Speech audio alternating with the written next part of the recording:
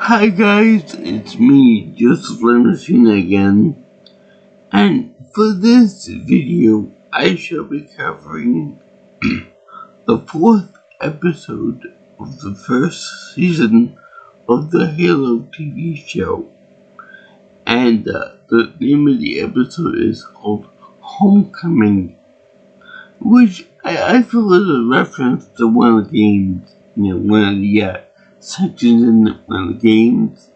And I think it might be either Halo 4 or 5. So, yeah, that's that. So, yay for that. But this episode, for some reason, has multiple questions. I have multiple questions about this episode.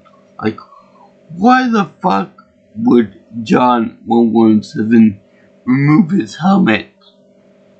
When he goes to Mandrill or something like that. Why did he remove his helmet 2 seconds after his departure from the Warhog? That just doesn't make any goddamn sense. What's the point of even putting on the armor at all at this point? And not only that, but it's like his own planet. So there might be like an unfamiliar territory or some kind of a hunter or spy somewhere in the bush or in the trees or something that can easily snipe him or damage him. What's the point if you had an armor in it at all if he's not gonna use it at all? It's pointless. And second of all, where the hell is my turret on my Warthog, vehicle? There should be the warrior, for Christ's sake. Why not have the authentic vehicle in there? Rather than the civilian bullshit. But in any case, this is actually kind of good in some respects because they do have a Halo Gregorian chant when they discover the Halo ring, the sacred ring. And I am happy for that. I'm also happy that Gentilla does the voice of Cortana, so I guess that must be like a main thing now. But there's one question that I don't really know how I feel about, and that being Dr. Keith. I'm assuming that's the same Keith that Miranda Keith, unless she could have a sister in Dr. Field, where she looked up to the Spartans as like a head doctor or something, and she has a bunch of Spartans go in to analyze the artifact, the first artifact, and the thing is that they have determined if they have any type of they can interact with it like the chief did. Although the thing is that why did the chief so special that he can activate this thing by just touching it? So one of the Spartans said, because he's the chief. There's a Halo gamer right there. Why is this character so special? Just because. It's like, no, it's not just because. That's a stupid answer. You'd be like, why am I in a wheelchair? Oh, just because. Because of something. He was special. He was really special in God's eyes. So yeah. That's they're kind of dominant. It real dominant. But I do love her hair.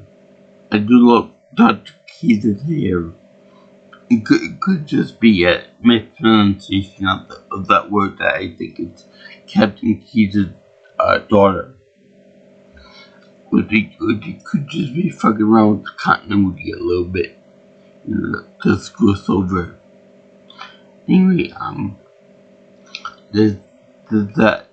And one of the Spartans gets the idea to remove her own emotional inhibitor chip thing, like John 117 in the previous episode.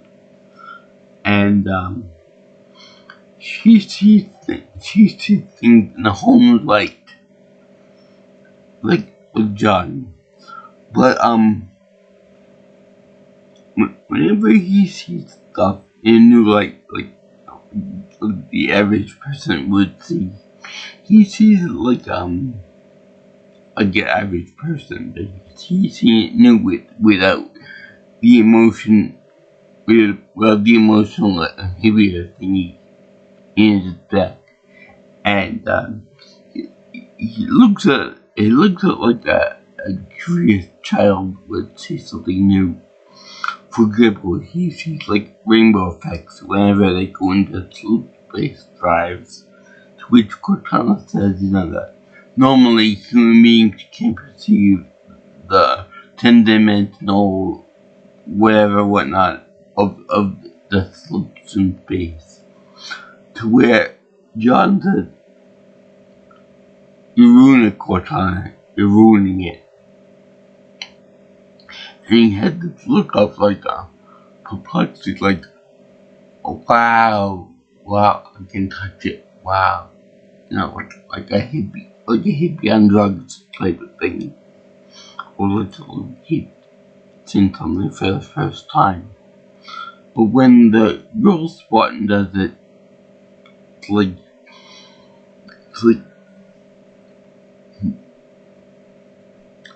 like wow, man.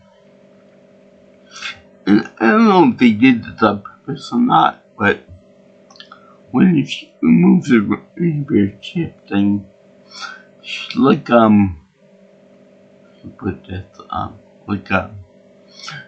she's supposed to be naked, and that's what the rating goes up higher in the nudity department than with the other episode with John Butt being naked. I won't go to nudity, but I guess something to do. Anyway, when she does it, she like it's kind of like the bikini area where a bikini would cover up.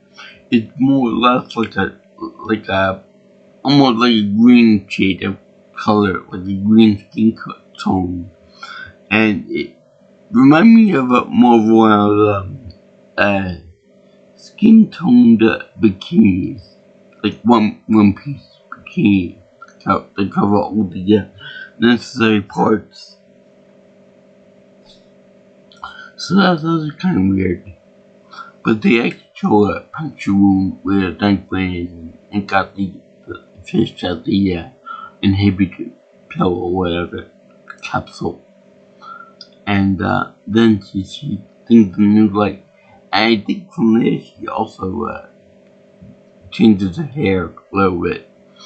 But there's one thing too, is that when they get rid of the inhibitor chips, they tend to talk, the Spartans talk back to their commanders. I don't know if that's with the emotional chip or whatever, but it's kind of annoying. And also copy that directly from the movie Bicentennial Man, in which I think her name was Galatea, removed her chip too, and then she started to talk back to the creator, and she says, I'm gonna drop this important delicate machinery. And then he said, I don't want to do your bitch work anymore. So then the guy ended up shutting her down. And then that's very argumentative. And so the guy said to him, so now that the inhibitor is back on, that's gonna be perfect again. That reminded me of that movie. Also, another little thing about sci-fi genre is that we covered over from RoboCop, in that when John ends up going back to his homestead back on the planet Mandrigo, I think it was, to find the second artifact, he has weird visions of what his home life used to be like before the UNSC took him into the loving arms. Which, by the way, I would love the episode of this one. They showed the training of the Spartans there, and I could swear to God there was like a Sergeant Johnson cameo in there somewhere. I think he was in the Spartan 2 program as like a trainer or teacher or something. I know he was a Spartan 1 operative, but that would be cool. They put him in because he's a badass. I don't care what anyone says. He's awesome. Probably even more so than Chief himself.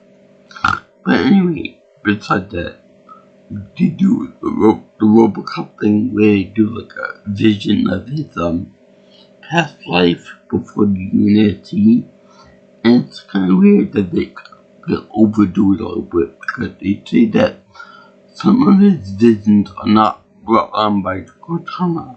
You know, some of these visions are deep down in his memory cortex or whatever it is.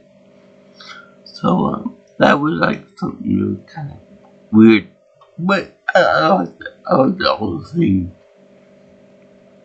I also like the HUD view of the cameras in his helmet.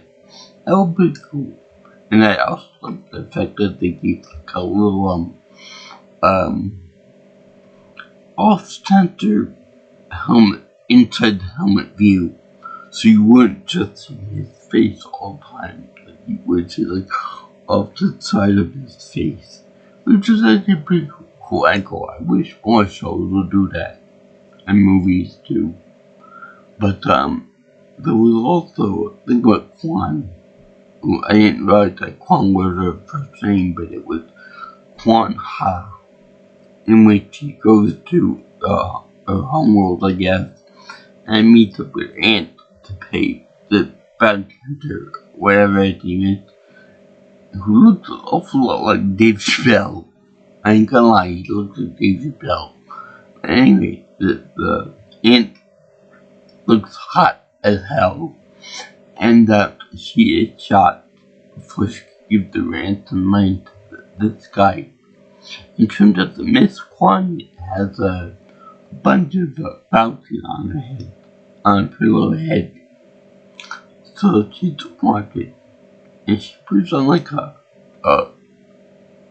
kind of hoodie, look at the disguise that looks awful like you would expect from Assassin's Creed. So yeah, she ends up breaking out all that, and then they end up finding a way to they discover the Hillary after John digs out the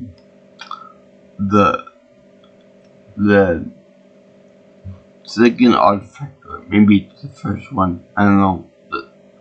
The pair two. And I like the fact that he dig, because Holly can be bothered to dig for herself. But yeah, I ain't gonna lie, it's really stupid that he ends up digging and huffing and puffing without his fucking helmet on. You know, they were digging it for a good hour or so. So you're trying to tell me that there was no possible way that an enemy could shot him or something like that, so it was like an animal or a demon or something. Which, by the way, in the other episode the Covenant mentioned about the demon that they wanted dead. So that was a thing for the game, that we call him the Chief, but they know him as a demon. So that was actually pretty cool. But I would imagine that digging like that would be pretty, especially with bugs, insects, and spider cool things. I mean, with the way the show is going, I would assume that John Owenson would probably go on to a flood-ridden installation without his goddamn helmet on. That's the way I'm thinking of it. I think he'll go into combat without the fucking helmet on his head for head protection. I mean, that's like a running joke in a series of what there's no helmet. It's really, really aggravating. And it's really something driving me crazy. But let's see, it's also, I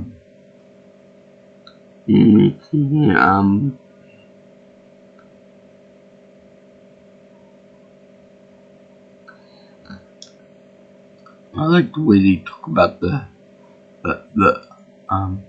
that weird phrase that the leads mutter before they die. Please help me out. They beg for mercy.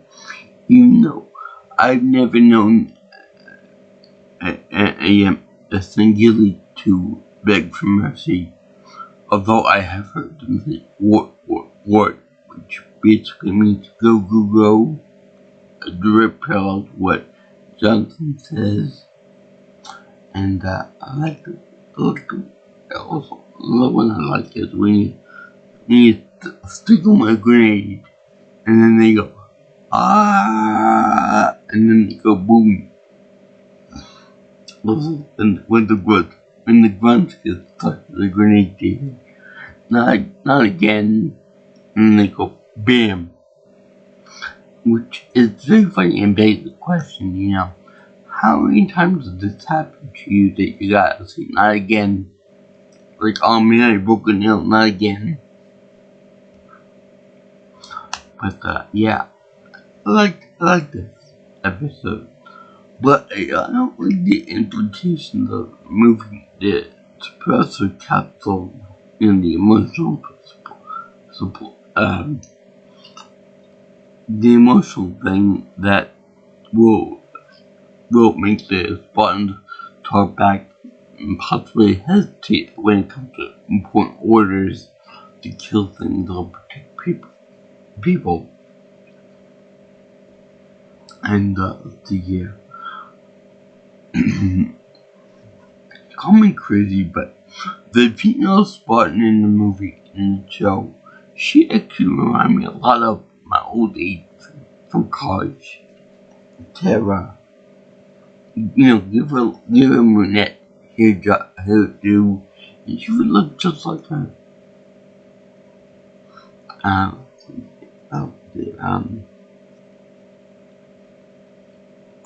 that's about it.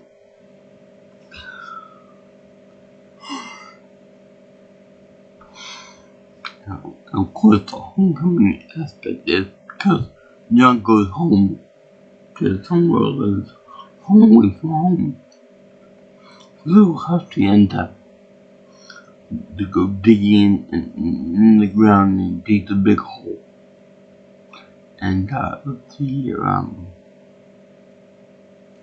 yeah, there's also like I don't know if it's supposed to be Giles, Captain Giles from the books, but there's I guess a rebel leader with a cigar in a hot tub or something that's nude too, and he just shows his butt like God. But I think he wants some kind of bounty or something for somebody. He wants to head to somebody. So it's unclear how he'll play a part in the main show. But yeah, that's kind of weird. That guy was kind of weird too. I hope you guys could get this whole evil aura about him. So anyway, this episode marks the halfway point of the show.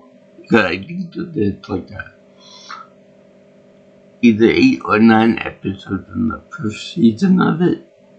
So I'm grateful for that because with the way the show is going, it started real strong, but then by the midpoint, it's kind of like, I think they're kind of milking it a little bit too much.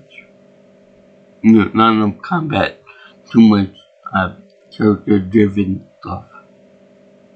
Which is fine, you should have a little bit of character development in there, but for gamers like me, we care more about the action and the actual Hello Rings and the lore and the kind of rather than each individual story. Although it is nice, they put a little focus on the interactions,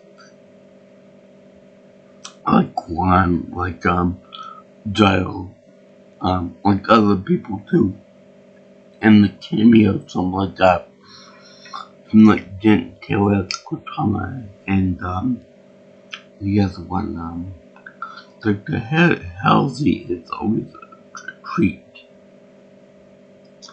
So yeah, I thank you for watching my video on the 4th episode of the 1st season of Halo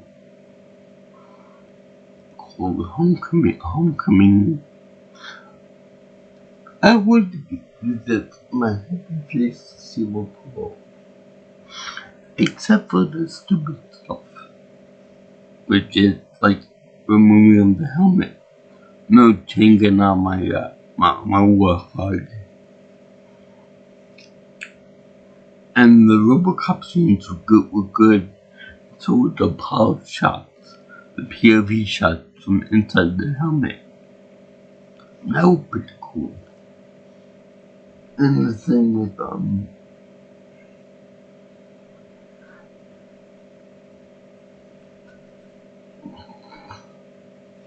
they're having this stuff back on, and I like that part about the lead, but not also following suit, removing her emotion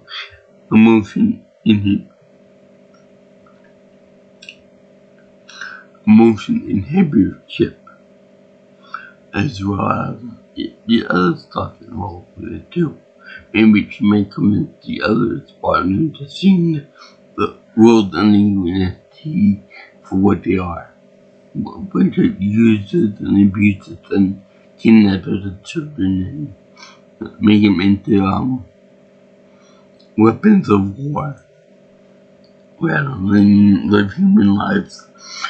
Also, for the same matter, I don't know when they changed the idea of what happened from this partner integration program from the book, because in the book they're very clearly kidnapped and replaced with false clones, but I don't think you can get away with that on a TV show. So they made it so that the Spartans more or less choose to become part of the army, part of the space marine. Giving more incentive to kill the Covenant, the infections, and blah blah blah, all the other stuff too. So yeah, it's a mixed bag of tricks. I generally enjoy it.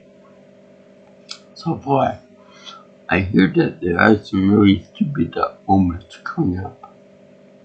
So yeah, it's like what you see here, and you want to know my stuff. Always like, comment, share, and subscribe to my channel.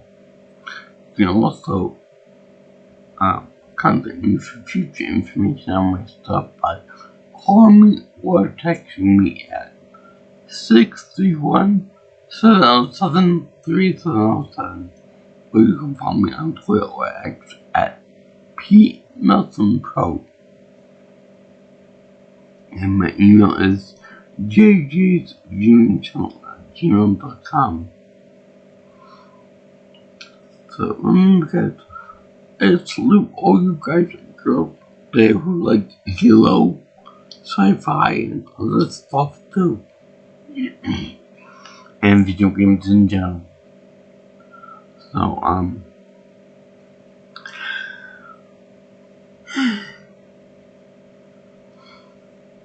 So, peace up, my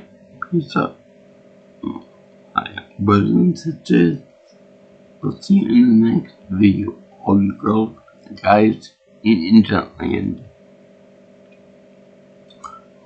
Salutations and sayonara. Ciao, ciao.